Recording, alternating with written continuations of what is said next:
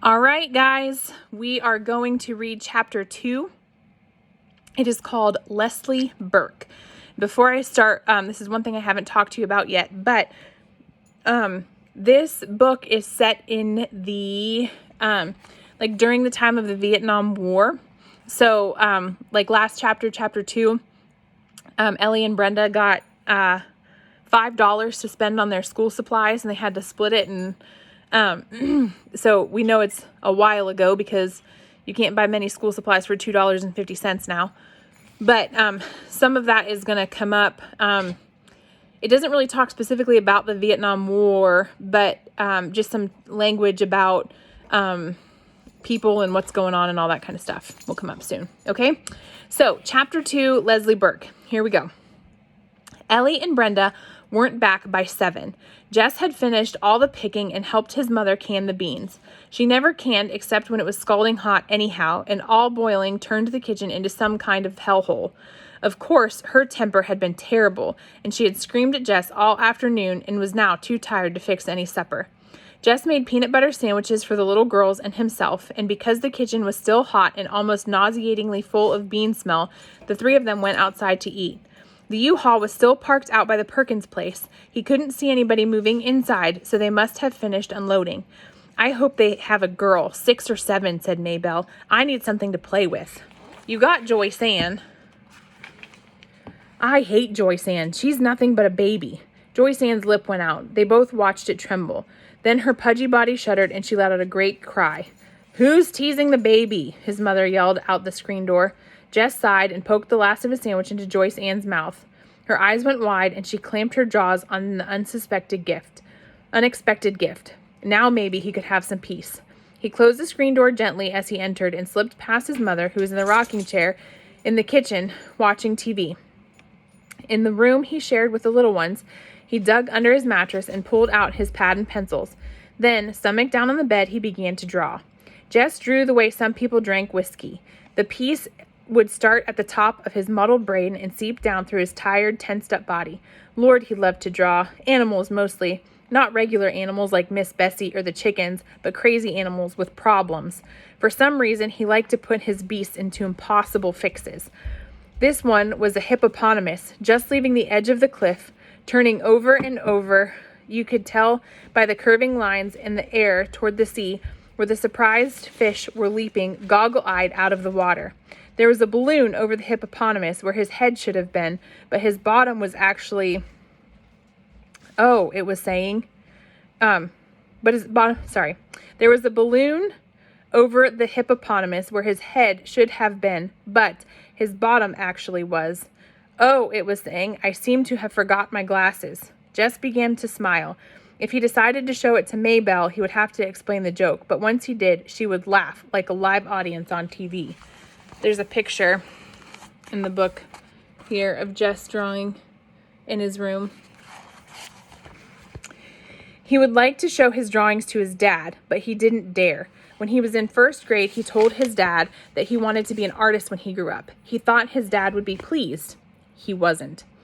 What are they teaching you in that school? He asked. Bunch of old ladies turning my son into some kind of a... He stopped on the word, but Jess had gotten the message. It was one you didn't forget, even after 4 years. The devil of it was that none of his regular teachers ever liked his drawings. When they'd catch him scribbling, they'd screech about waste, wasted time, wasted paper, wasted ability, except Miss Edmonds, the music teacher. She was the only one he dared show anything to, and she'd only been at the school 1 year, and then only on Fridays. Miss Edmond was one of his secrets. He was in love with her. Not the kind of silly stuff Ellie and Brenda giggled about on the telephone.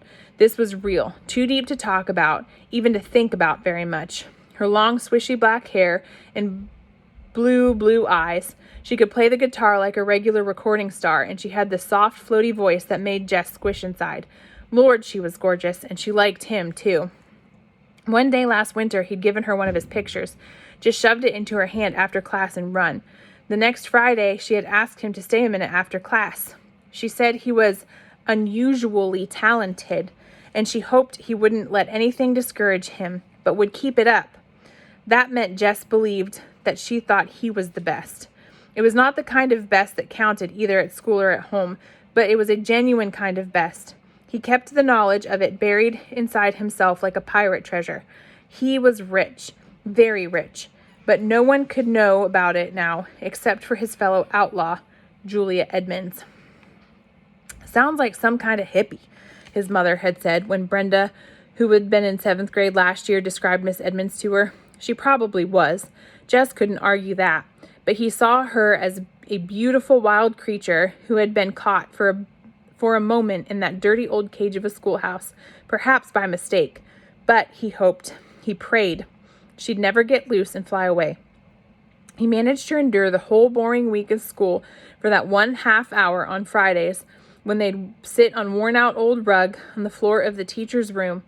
There was no place else in the building for Miss Edmonds to spread all her stuff and sing songs like My Beautiful Balloon and This Land is Your Land and Free to Be You and Me, Blowing in the Wind, and because Mr. Turner, the principal, insisted, God Bless America. Miss Edmonds would play her guitar and let the kids take turns on the auto harp, the triangles, cymbals, tambourines, and the bongo drum. Lord, could they ever make a racket. All the teachers hated Fridays, and a lot of the kids pretended to. But Jess knew what fakes they were, sniffing hippie and peacenik, even though the Vietnam War was over and it was supposed to be okay again to like peace. The kids would make fun of Miss Edmonds' lack of lipstick or the cut in her jeans. She was, of course, the only female teacher anyone had ever seen at Lark Creek Elementary wearing pants. In Washington and its fancy suburbs, even in Millsburg, that was okay. But Lark Creek was the backwash of fashion. It took them a long time to accept that what everyone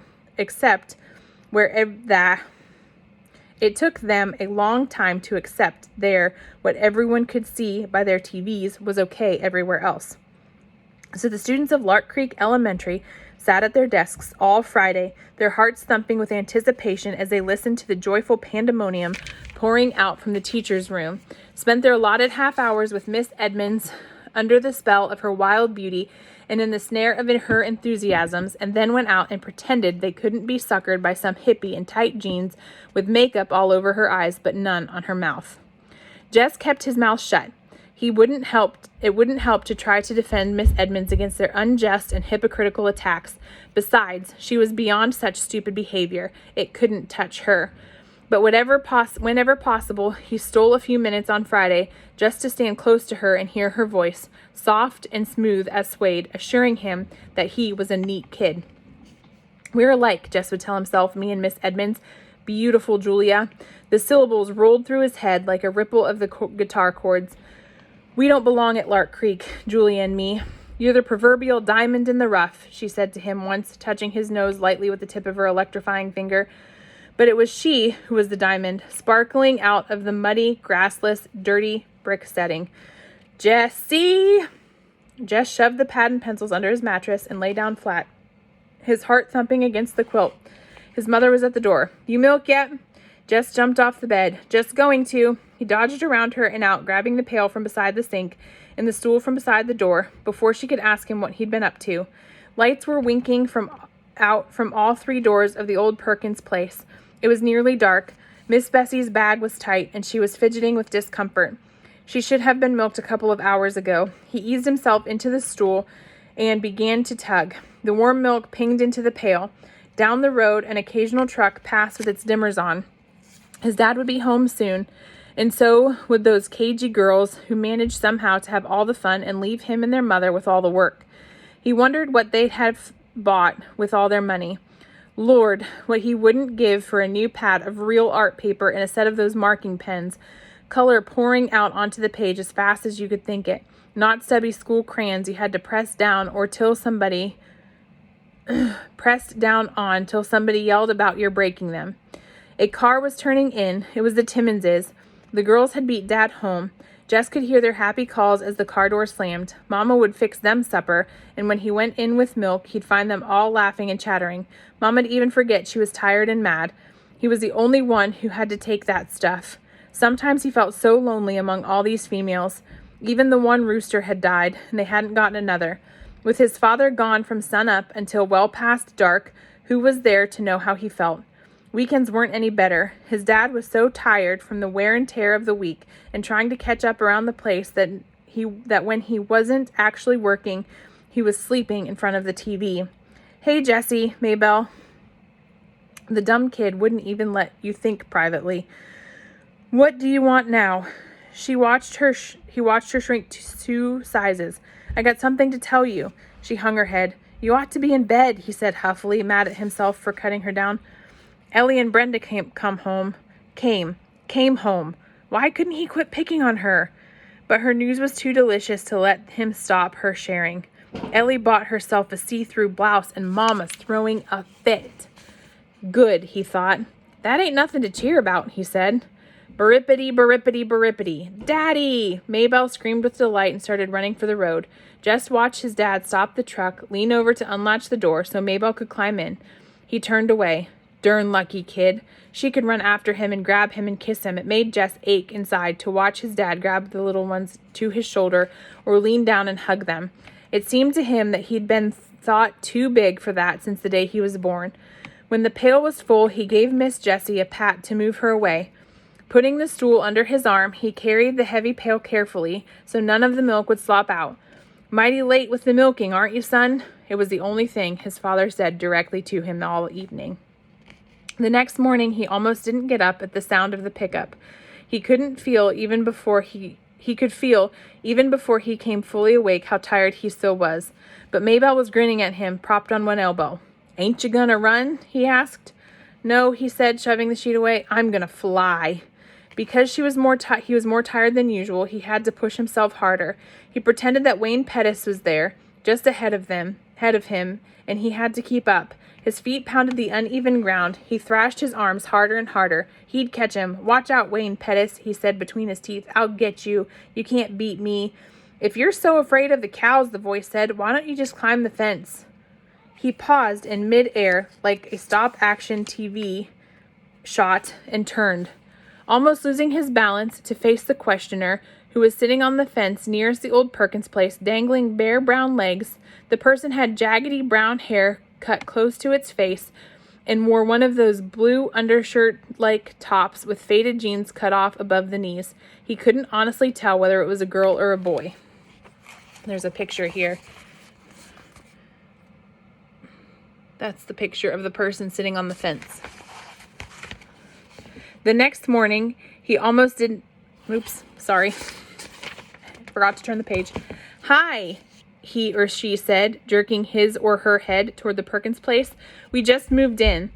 Jesse stood where he was, staring. The person slid off the fence and came towards him. "I thought we might as well be friends," it said. "There's no one else close by." Girl, he decided. Definitely a girl, but he couldn't have said why he was suddenly sure. She was just about his height, not quite, though. He was pleased to realize as she came nearer. "My name's Leslie Burke." She even had one of those dumb names that could go either way, but he was sure now that he was right. "What's the matter?" "Huh? Is something the matter?" "Yeah, no." He pointed his thumb in the direction of his own house, then wiped his hair off his forehead. "Just errands. Too bad Maybelle's girl came in the wrong size." Well, well. He nodded at her. "See you." He turned toward the house. No use trying to run any more this morning. Might as well milk Bessie and get that out of the way. "Hey," Leslie was standing in the middle of the cow field, her head tilted and her hands on her hips. "Where are you going?" "I got work to do," he called back over his shoulder. When he came out later with the pail and the stool, she was gone. That is chapter 2.